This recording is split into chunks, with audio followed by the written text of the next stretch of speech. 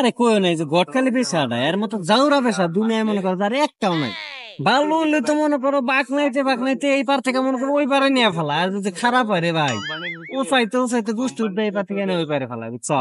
এই যে পাত্রীটা দেখতেছ না, এটা যে ও তুমি তো জন্টুর ভাই মন্টু না, এমা এটা ওরাই দেখছি, বুঝছো?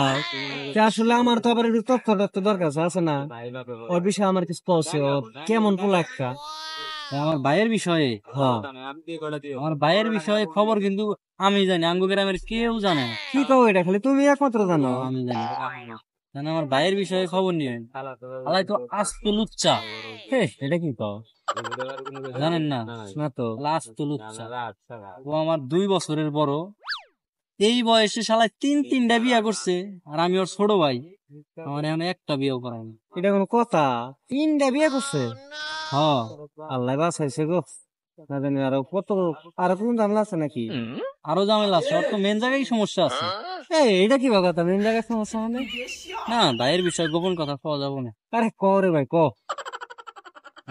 আমার ভাই শুনলে আমার মারবো। আরে না ক, আমি তোমার একটা ব্যবস্থা করবো ক, আমি বোঝো না যে কি যায় গড়ক করে বলছো ক।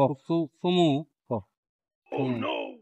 আমার ভাই অবশ্য মেন জায়গায় সমস্যা, যে জায়গায় সমস্যা হলে ভবিষ্যৎ প্রজন্ম বৃদ্ধি পায় না। আল্লাহ, আমি কানের পিঠে পাইসা গেছি।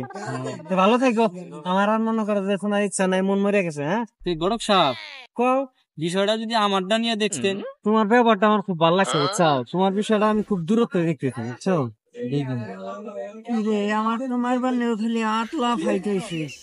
গড়ক সাহেব, আমার সকালে একটু সমস্যা হয়েছে, আমি ডাক্তারখানায় যাই। তাহলে গড়ক সাহেব বিয়ের দিনটা কে তাহলে ঠিক করেন। ধরো মিয়া, আপনার তো মিয়াটা ফাউল, আপনার তো 4 দ্বারা সমস্যা।